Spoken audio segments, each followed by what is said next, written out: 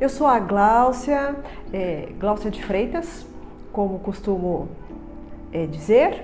Sou psicóloga, depois fiz formação em psicanálise holística, trabalho na área com pacientes crônicos, então trabalhei um pouco essa questão de psicologia hospitalar e o desafio é compartilhar um pouco nesse Outubro Rosa sobre a questão psicológica das mulheres que recebem o diagnóstico do câncer, de mama. Algumas alterações acontecem porque a gente trabalha com a questão da simbologia, das representações e o que significa, O que significa, por exemplo, saber que eu estou com um câncer de mama. A mama tem uma representação do feminino, a mama tem essa questão do mulher mesmo, do ser mulher, do feminino, da feminilidade, da sedução, e é uma característica importantíssima nisso, nessa questão da autoimagem. E quando a gente recebe então, ou a pessoa recebe um diagnóstico de que justamente algo que é tão representativo neste emocional, nessa autoimagem, dessa imagem que está adoecido e com uma doença que a gente ainda trabalha com algumas questões no desconhecido, causa um impacto muito grande. Associado a isso, nós temos uma outra questão da representatividade, que é o cabelo para a mulher. Quase sempre os tratamentos para o câncer traz a queda do cabelo, e a gente já viu, para quem assiste novelas, que apresenta este quadro, pessoas raspando o cabelo e gera comoção, gera repercussão, porque o cabelo é um outro elemento da representatividade do feminino. Então é comum nós vermos quando a mulher vai assumindo alguns papéis, seja maternidade, profissão, casamento, mudanças significativas na vida da mulher, ela mexe no cabelo, porque tem essa representação da etapa que ela está vivendo, o momento que ela está vivendo. Então, no mínimo, mexe com essas duas questões ligadas à imagem, que já é muita coisa. Fora isso, alguns outros sentimentos e algumas outras situações a mulher tem que dar conta, gerando quase sempre um quadro de ansiedade, às vezes no primeiro momento, no segundo momento depressão, às vezes isso alterna, Ansiedade por quê? Quase sempre nós temos uma rotina estabelecida. Eu saio, eu trabalho, eu cuido de casa, eu tenho filho, eu tenho profissão e agora eu tenho que romper parte disso, desta rotina, e aí eu tenho que fazer acompanhamento médico, fazer sessões, seja qual for o tipo de tratamento que será indicado, Sem contar que ainda a gente trabalha com a perspectiva da violação, que é quando a gente tem que tirar a mama, que em alguns casos ainda acontece, Então, gera ansiedade, gera medo, porque o incerto gera medo, e aí são muitas questões para a gente dar conta enquanto mulher. Se eu tenho filho, se eu tenho marido, o meu futuro, o que eu pensei, o que eu projetei. Então todas essas questões vêm à tona.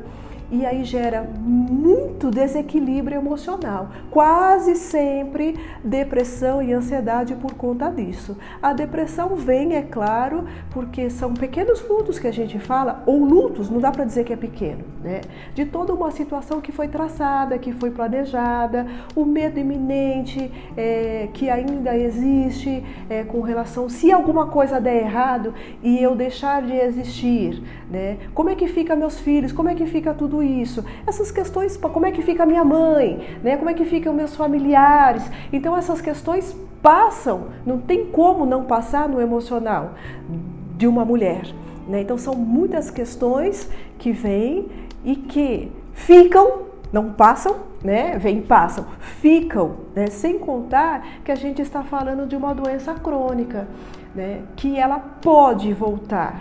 Então é um tratamento que hoje pode dar certo, mas que a gente acompanha durante muitos anos, né, até o médico dizer assim, olha, isso agora é quase certeza que não vai acontecer de novo ou ele pode voltar. Então vai gerando muita insegurança. Aí o trabalho de uma equipe multiprofissional é importante, o apoio psicológico é fundamental e algumas pessoas perguntam para mim assim, é uma doença crônica, precisa necessariamente fazer psicoterapia? É claro que a psicoterapia vai ajudar, não tem como dizer que não, e a contribuição é muito significativa. Mas existem alguns processos que a gente chama de terapêuticos e que é importante trabalhar nessas questões. Como, por exemplo, a alimentação. E quando a gente vai trabalhar isso em terapia, a gente pergunta como é que está a sua alimentação, como é que está o sono, a atividade física, pintura, algum trabalho manual, mexer com plantas. São situações, são exemplos, né, de situações que são terapêuticas. Faz bem.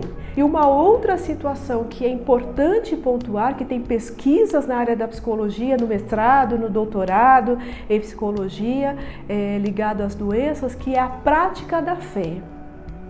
Não importando a religião, quem tem uma religião e a pratica, né, tem uma esperança, tem uma força, tem uma motivação diferenciada para o enfrentamento da doença. O que eu penso que é importante? A fé não anula a nossa questão da humanidade.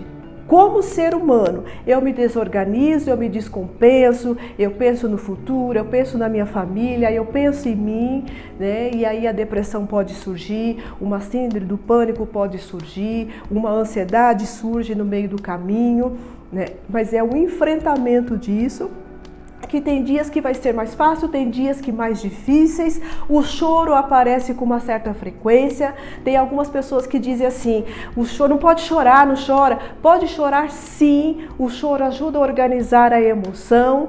A questão é o que a gente vai fazer depois do choro. Chorei, chorei, chorei. Levanto e vou fazer alguma coisa, né?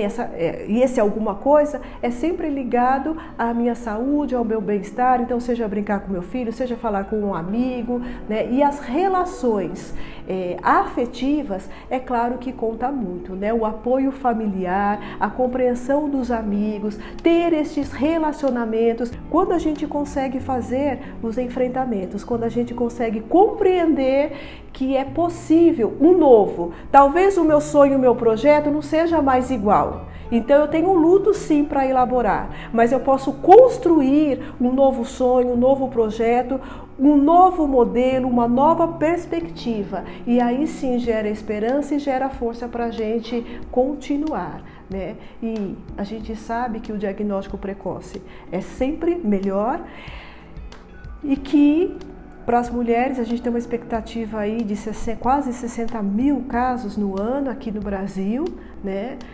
É muita gente, mas que a gente possa encontrar forças, né, para enfrentar essa fase. E o diagnóstico é sempre importante, não dá para fugir dele, né? O diagnóstico precoce ainda é a melhor solução para o enfrentamento dessa realidade.